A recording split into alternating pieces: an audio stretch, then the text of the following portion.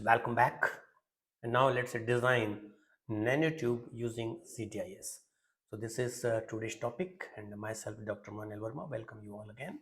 In general, we know about that carbon nanotube, but in spite of, besides that carbon nanotube, we can design some other nanotubes also. So we will design that carbon nanotube first, and then we will some single wall nanotube other than this carbon nanotube, and some multi-wall nanotube by using that GDIS tool. So let's begin designing this. So let's open tool, that is GDIS. So here we will go to this tools and then building and editing. And at the bottom of this, one point is here, one flag is here, that is to create that nanotube, and here that chirality is mentioned. And if we want to create that nanotubes in different form, then we can use that chirality as just whatever that value n0 and nn. So n0 means just we can start with 30, 40, 50 like that, and here that is 33, 44 and 55, and this will create actually that armchair and zigzag type nanotube. So let us check that effect here. So let's move to then. So this is now 6 carbon nanotube we are trying to create here. Click here. So this will create that a ring, and that is carbon ring of 6 chirality, and then we will extend its length by creating this image. So this is now 1 2 3 4 5, and this is that wonderful carbon nanotube, and we can make that supercell. So this will look like this. So this is that carbon nanotube, and remember that this is armchair 6 carbon nanotube. GDIS.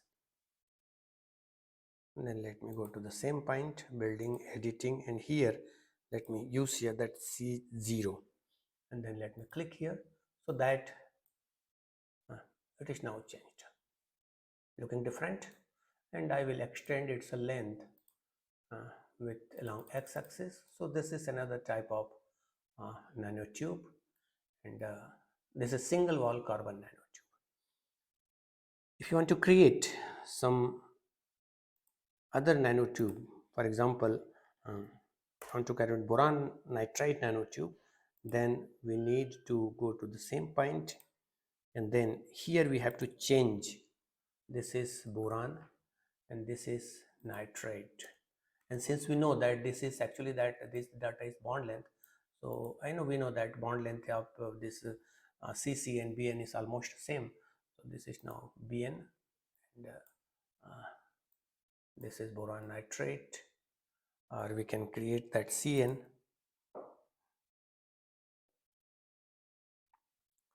And let me take this is 10 10 and click here.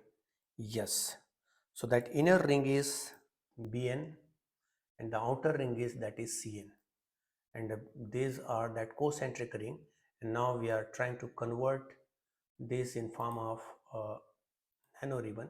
So I will increase its size simultaneously, and then I will make the supercell here, and I will create its FDF file. Let us view.